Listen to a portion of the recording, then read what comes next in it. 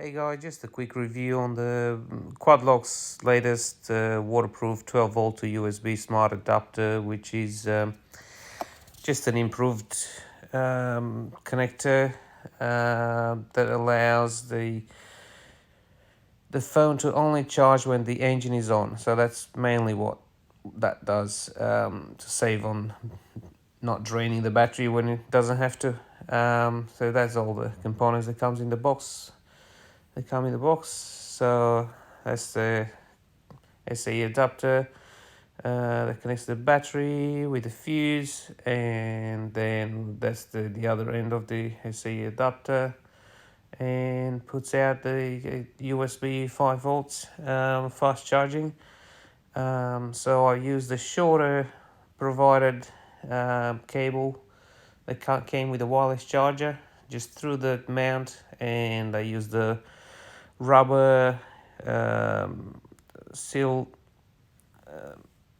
that goes into the USB charger, and I just stuck it just beside the air box on the left hand side, and then I fed it under the tank. And here's the old USB adapter, which had its own SA adapter, but it didn't have a USB, didn't have a fuse on the line, and also the SA adapter.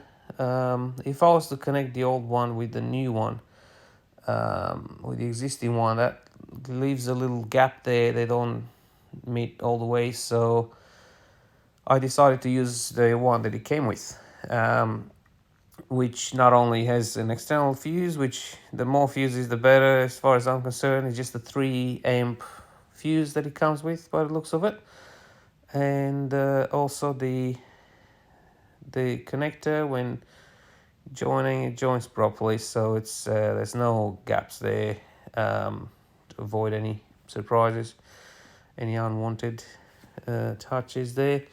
So I mounted right at the back, accessible, so I can switch from auto to off and on if I have to. And also the fuse is accessible from this other side under the seat, if I have to ever have to change the fuse.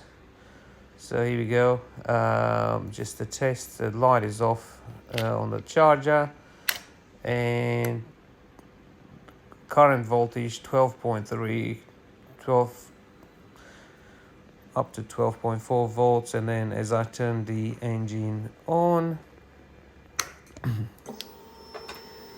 the light is still off on the charger at this point. Turning it on, the light comes on the charger straight away, because the voltage on the battery is now, let's have a look, 14.3 to 14.4 volts. So at that point, the charger knows the bike is running, producing that much voltage, and keeps the light on. As I turn the engine off, it just takes a few seconds for the voltage to drop, and there you go, the light is off now. And just doing a second test, again there's no light on the charger even with the lights on the ignition. And then turn the engine on, light comes on, voltage goes up, and turning it off again, voltage goes down, and the light eventually, a few seconds, goes off as designed to. So yeah, works as it should. Thanks for watching. See you guys. Bye.